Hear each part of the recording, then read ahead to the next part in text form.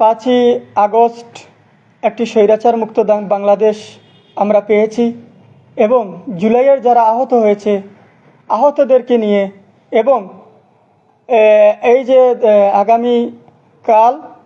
গতকাল আপনারা জানেন যে 28 লক্ষ টাকা আহতদের মাঝে বিতরণ করা হয়েছে কুলাউড়া উপজেলায়। আসলে আমরা জানি না যে এই 28 লক্ষ টাকা যারা পেয়েছেন তারা আদৌ আসলেই কি তারা আহত নাকি আহত না। আমরা আসলে দেখেছি, আমরা 18 তারিখ যে জুলাই আন্দোলন করেছিলাম আমাদের কুলাউড়ায়, এখানে কিন্তু তেমনভাবে কেউ আহত হয়নি। 2-1 জন আহত হয়েছেন, আমরা তাদেরকে চিনি, জানি এবং দেখেছি তারা কিভাবে আহত হয়েছে। আমি জানি না এই আহতর লিস্টটা কিভাবে করা হলো, কে বা কারা এই লিস্টটা করলো, আর তারা যদি লিস্টটা করেও থাকে তাহলে সঠিক আহত যারা আছে কোনো টাকার অভাবে তারা চিকিৎসা করতে পারছে না, কেন তাদের নাম ঢুকানো হলো না। আমার প্রশ্নটা হচ্ছে। আর আরেকটি প্রশ্ন হচ্ছে, যিনি প্রেসক্রিপশন তৈরি করে দিয়েছেন ডাক্তার মোহাম্মদ জাকির হোসেন, আমাদের কুলাউড়ার অত্যন্ত সুনামধন্য একজন ডাক্তার, তিনি কিভাবে এই ধরনের প্রেসক্রিপশন তৈরি করে ওনাদেরকে দিয়েছেন। আমি মানলাম উনি ছাত্রদের পক্ষে আছেন, আমরা সবাই কিন্তু ছাত্রদের পক্ষে মাঠে নেমে আন্দোলন করেছি এবং এই দেশে স্বৈরাচার মুক্ত একটি দেশ আমরা ফিরে পেয়েছি। আমরা সবাই কিন্তু ছাত্রর পক্ষে। উনি কি কারো হুমকি দামকির বয়ে এইগুলা করেছেন নাকি নিজ স্বইচ্ছায় এদের নাম ঢুকিয়ে দিয়েছেন? আমি বলবো 28 জনের মাধ্যমে আমরা 4 থেকে 5 জনকে আমরা চিনি, জানি, কিন্তু বাকি যারা আছে আমরা তাদের কাউকে চিনি না। তারা কুলাউড়ায় কোনো আন্দোলনেই ছিল না, এরা সবাই হচ্ছে বুয়া। আমরা স্বৈরাচার মুক্ত করার জন্য এই দেশটাকে স্বাধীন করেছিলাম। আমরা একটাই দাবি ছিল স্বৈরাচার মুক্ত, একটা কুটা মুক্ত, একটি বৈষম্য মুক্ত বাংলাদেশ গড়ে তোলার। কিন্তু আমরা এখনো বৈষম্যের ভিতরে রয়ে গেলাম। আমরা যদি বৈষম্যের ভিতরে থাকি তাহলে আমরা দেশটাকে, আমরা 28 লক্ষ টাকার লোভ সামলাতে পারলাম না, কিন্তু আমরা এই দেশটাকে কি করে শাসন করব, এই দেশটাকে কিভাবে সুশীল করে তুলব? আমার প্রশ্ন হচ্ছে এইটা। আমরা আমাদের ভিতর থেকে আমরা মুখে বলি আমরা নৈতিকতায় আছি, আমরা মুখে বলি আমরা বৈষম্য মুক্ত আছি, আমরা মুখে বলি আমরা সততার ভিতরে। আমরা কতটা সততার ভিতরে আছি আমরা এটির প্রমাণ তো গতকাল আমরা পেয়ে গেলাম। অনেকে আছেন যিনার নাম পরিবর্তন করে 1 লক্ষ টাকা নিজের অ্যাকাউন্টে ঢুকিয়ে দিয়েছেন। কিসের জন্য আপনারা এইসব কাজ করেছেন? আমি আপনাদেরকে অত্যন্ত স্নেহ করতাম, মায়াও করতাম, আদরও করতাম। আপনারা জানেন আমার ফেসবুক পেজে মোহাম্মদ লিঙ্কন আহমেদ পেজে আমি কিন্তু এটি ভয়েস ভিডিও পাঠিয়ে দিয়েছি। আপনারা দেখেছেন অনেকে যে ছোটো ভাই যাকে আমি অত্যন্ত স্নেহ করতাম, আরমান রফিক, তার একটি ভয়েস 1 মিনিটের একটি ভয়েস আপনারা দেখেছেন। তার বক্তব্যে এইরকম ছিল যে লিঙ্কন ভাই কাদের সাথে চলাফেরা করে, আমি যে ওনার নাম ঢুকেতাম আমার মাথায় ছিল না। আরে ভাই, আমরা যারা সঠিক, এখানে যারা যোদ্ধা, অনেকে কিন্তু সঠিক যোদ্ধাদেরকে চিনেন না। যারা এই জুলাইয়ের আন্দোলন করেছে, যারা পিছনে থেকে সামনে থেকে নেতৃত্ব দিয়েছে, আজ কিন্তু তারা অনেকে এখানে নেই, অনেকেই কিন্তু এখানে আছে। মূল ভূমিকায় কিন্তু এরাই ছিলেন। এই আন্দোলনের করতে গিয়ে দেশ বিদেশ থেকে যারা আমাদেরকে সহযোগিতা করেছেন, আজ তারা নীরব স্তব্ধভাবে বসে আছেন। কি করলাম আর কি পেলাম আর কি হলো? আমরা আসলে এর জন্য এই দেশটা স্বাধীন করি নাই।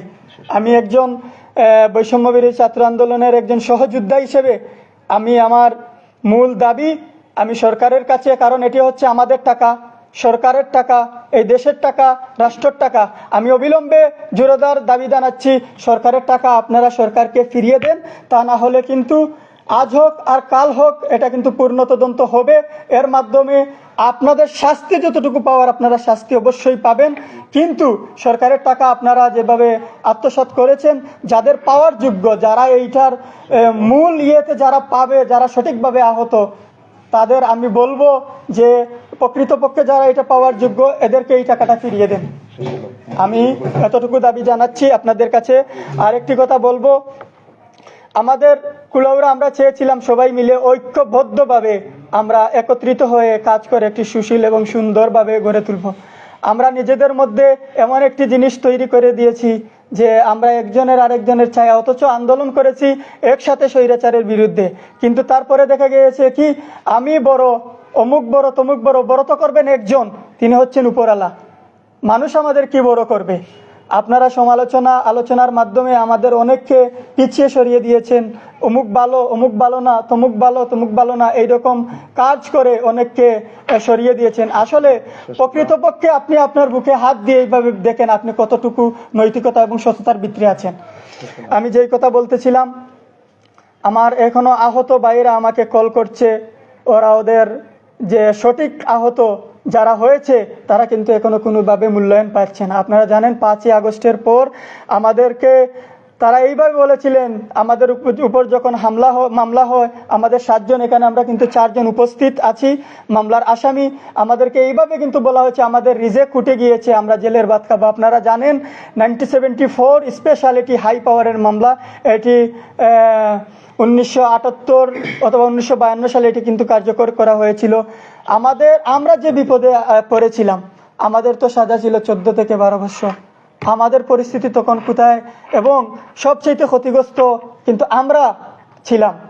আমরা আসলে টাকা পয়সার দিয়ে আমরা কিন্তু এই দেশে বা কারো ফোনের বা কারো ওয়ার্ডার কিন্তু তোয়াক্কা করি নাই, আমরা কারো পারমিশনের ওয়ার্ডারের তোয়াক্কা করি নাই। আমরা কিন্তু নিজের জীবন বিপন্ন করে মাঠে নেমেছিলাম। কুলাউড়ার উক্ত ছাত্র জনতার আমার ভাই যখন মাঠে দেখেছি, আমার ছোট ভাই যখন মাঠে দেখেছি, তখন কিন্তু আমি আমার মনের আক্ষেপটা ধরে রাখতে পারি নাই। আমি নিজে ওদের সাথে আন্দোলনে গিয়ে যোগ দিয়েছি। এইভাবে হাজার শত শত শিক্ষক, শত শত টিচার, শত বড় ভাইয়েরা কিন্তু এইভাবে মাঠে নেমেছিলেন। এই আন্দোলনটা সাধারণ ছাত্র জনতার আন্দোলন। আপনারা এইভাবে লুটে পুটে সরকারের টাকা খেতে পারবেন না, আমরা তা হতে দেব না। আমরা একটি কর্মসূচি ডাক দিয়েছি আগামী সোমবার, সকল ছাত্র জনতাকে, সাধারণ জনতাকে আহ্বান করব আগামী সোমবার দুপুর 11টায় আমাদের কুলাউড়া উপজেলায় উপস্থিত থাকার জন্য। এই বিষয়ে আমরা আলাপ আলোচনা করব এবং ঊর্ধ্বতন কর্মকর্তার সাথে যেই জায়গায় যাওয়া প্রয়োজন, যেই জায়গায় গিয়ে কথা বলার প্রয়োজন, আমরা সেই কথা বলবো।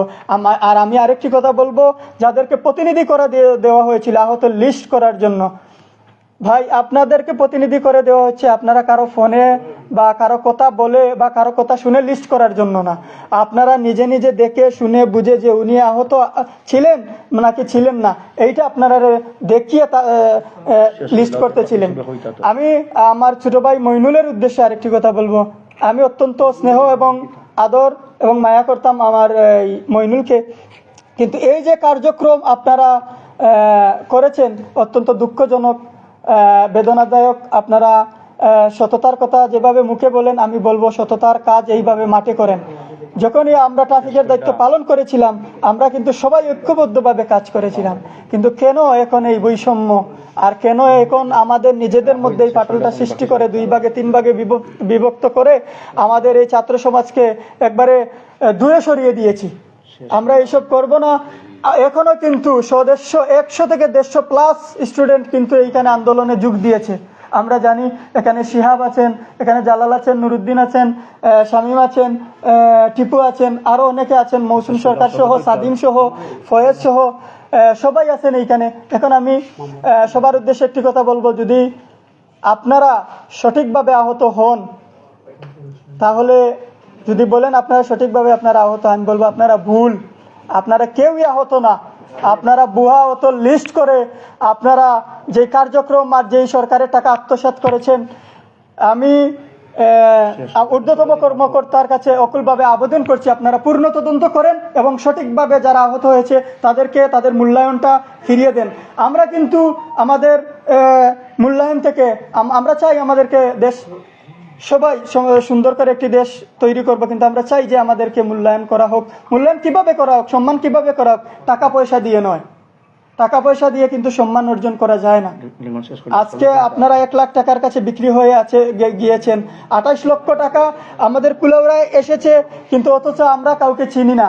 কারা এই 28 লক্ষ টাকা পেয়েছে? মাত্র 5-6 জন স্যার, আমরা কাউকে চিনি না। কারা পেয়েছে? সবাইকে আমরা সামনে সবাই এই 28 জনকেই আমরা দেখতে চাই কারা এই টাকাটা পেয়েছে।